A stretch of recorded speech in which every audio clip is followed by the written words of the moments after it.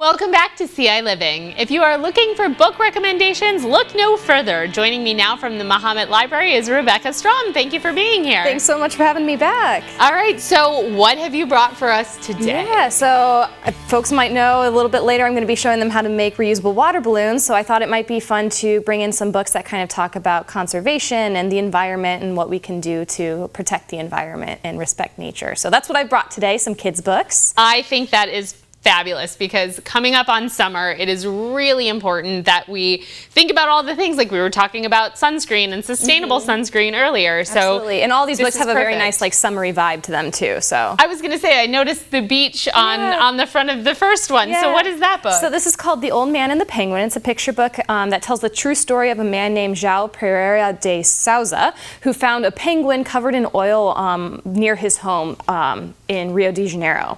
And he takes the penguin home and he cleans its feathers and he feeds it and takes care of it and then tries to release it back, and the penguin doesn't want to leave.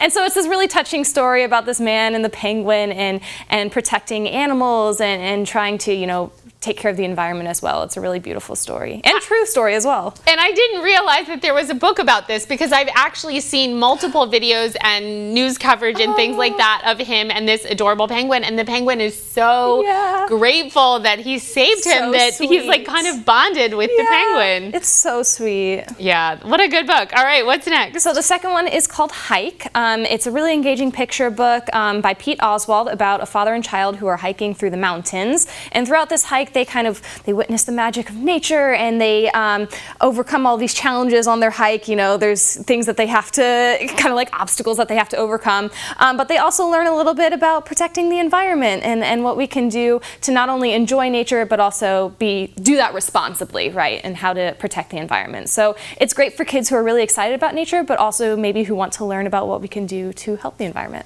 And I'm not sure what's in this particular book because I haven't read it, but I know sort of the biggest rule about camping and hiking is pack in, pack out. Yeah, leave no trace. Leave no trace. And then with ocean stuff, they always say leave behind nothing but bubbles. Right, yeah. Because essentially if you take a packed lunch, you don't want to leave your trash there. Absolutely. Or if you're carrying something in, you don't want to forget a water bottle or something like that. We need to bring all of that out so nature can be there for everybody. Exactly, absolutely. And then what about this one? So this is a really great middle grade graphic novel. It's called Saving Sunshine. It's by Sadia Faruqi. And we actually did this for a graphic novel book club a couple months ago and the kids really loved it.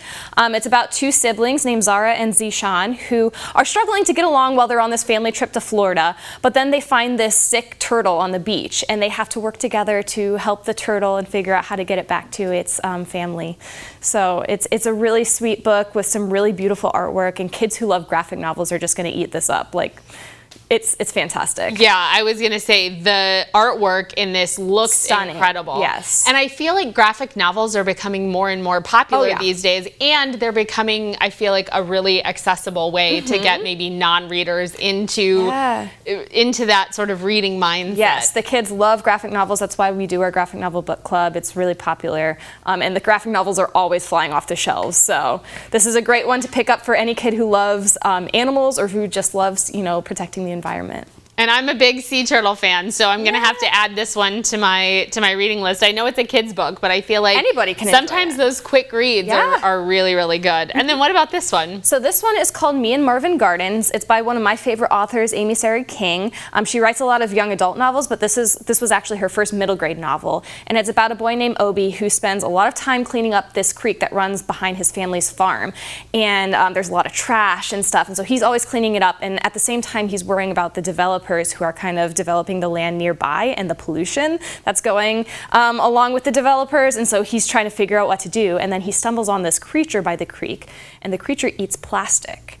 And so he has to kind of like keep this secret, you know, about this creature, but is also like trying to figure out like how this creature might be helpful and useful. Yeah. It's a really interesting. Amy Sarah King does a lot of like really cool like speculative fiction, you know, with some just strange elements, but are still kind of rooted in realism. So I really love her as an author, and this is just a fantastic middle grade novel. And it sounds like such an interesting concept of an animal or something that already is organically existing that can sort of help clean up things. I remember when I was traveling, I was in Ireland and I had gotten stung by like a plant. I must have like put my hand down in something, and we were on like a bus tour, and I got back on the bus, my hand was stinging, and the tour guide said, oh, if we were still there, the plant that's the antidote plant grows right next to it. Whoa. So if it gets on your skin, you're supposed to just take the leaves of the other plant and rub it on top. So I feel like you said, it's sort of rooted in those like weird but cool like things that exist actually in nature. Absolutely. That's super cool. Well, I know that in a few minutes when we come back, your next segment is going to be sort of how we can apply some of these conservation things. Yeah. So right after the break, you're going to share a fun and sustainable way to keep kids cool this summer in the form of reusable water balloons. So stick around.